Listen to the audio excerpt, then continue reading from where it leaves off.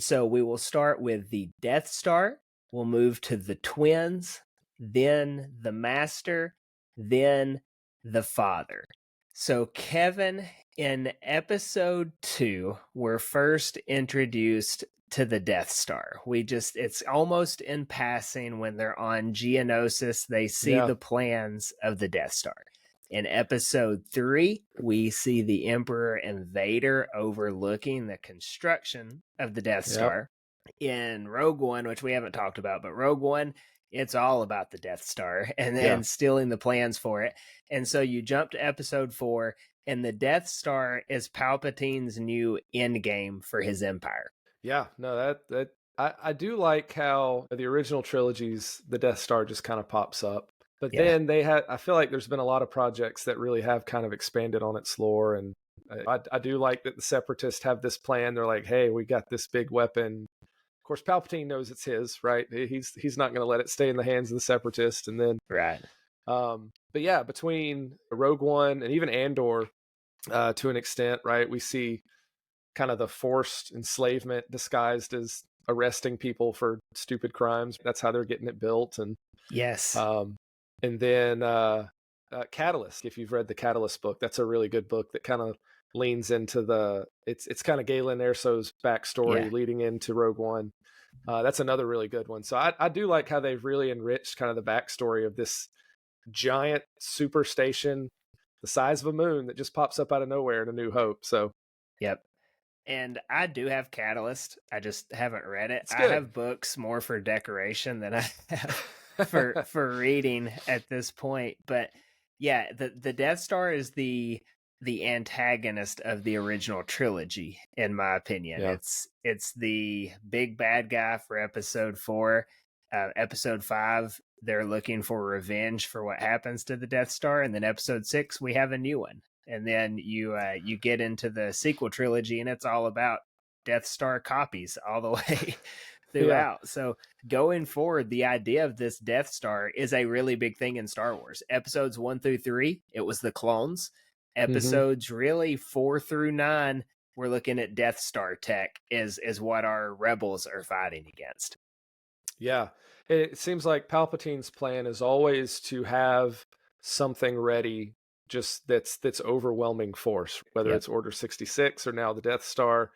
You see that really throughout all 9 movies, that he always has a plan to have something in place to make sure that his power is greater than anything else out there. So the Death Star is just it's the next step in his plan to make sure his empire stays safe. So for sure.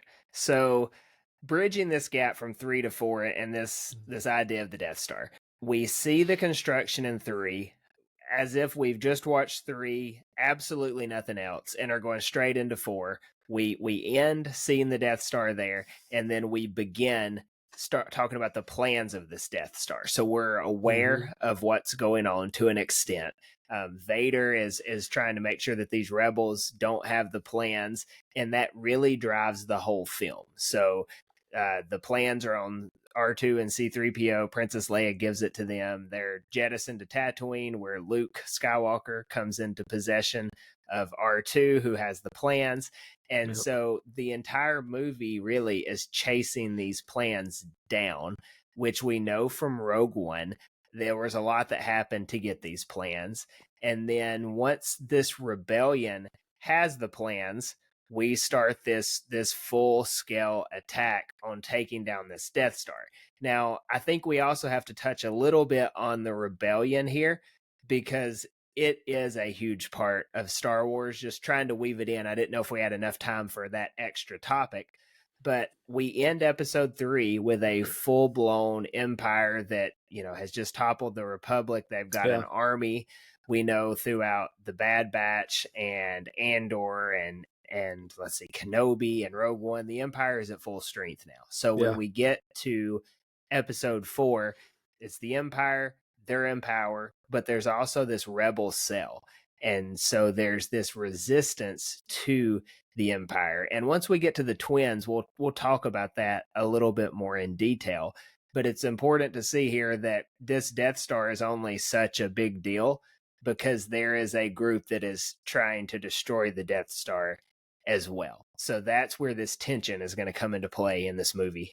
Yeah, for sure. And I I remember how fun it was watching this movie for the first time. Just those, because those plans are there, but you just don't know. You don't know what's in Yeah. it. You don't know what's going on with it. How are they going to blow up this thing the size of a moon? So especially for watching the movie the first time, those plans really drive that sense of suspense. There's not really any way they can blow this thing up. So what is it that R2 has that really is going to make this possible? And so, Yeah. like you said, that's the driving force behind this, is getting those plans to a point where they can be acted on. And that's Yeah. kind of where most of the movie takes us, is just trying to figure out what's in R2. Yeah. That's going to solve this problem of the Death Star. Like you said, the Death Star is really the antagonist here. Yeah. And with the Death Star as well, you get, so in episode 3, the clones were Palpatine's big plan. He needed to overwhelm the Jedi to take control of the whole galaxy. He needed them to be gone out of the way so he could pretty much just waltz right in and take over. So now that he has done that and taken over, he doesn't need the clones anymore, but he does need this super weapon, he feels like, to maintain control in the galaxy. So he has a planet killer, and we see it in full strength blowing up Alderaan in episode 4. And the idea here is that anyone who has any issues with the Empire, well, we're going to blow up your whole planet. We don't care. So he's really going with ruling by power and strength. And so if he has this weapon, there is nothing that can stop him from ruling the galaxy essentially forever in his mind, because he's never going to die. Yeah, that's always been his goal, that live forever and run his empire. Yeah, I'd really love to see something give us the scene where he dissolves the Senate, because this is really the signal that Palpatine's no longer political anymore. He's done doing stuff behind the scenes, the sneaky stuff, the manipulation. He's like, listen, I'm in control now. You guys aren't. I have this thing that'll blow up a planet, and you're just going to have to deal with it. I mean, that's essentially where he's at now, is he has completely removed any sort of deception in his plans now, and it's become sheer terror and brute force is what he's ruling with now. But I'd love to see that scene where he gets rid of the Senate. I'd like to see the reactions and the responses as he does that, probably how get that it unfolds. I hope so. Between somehow. the Bad Batch and Andor, I feel like it'll show up at some point. Yeah,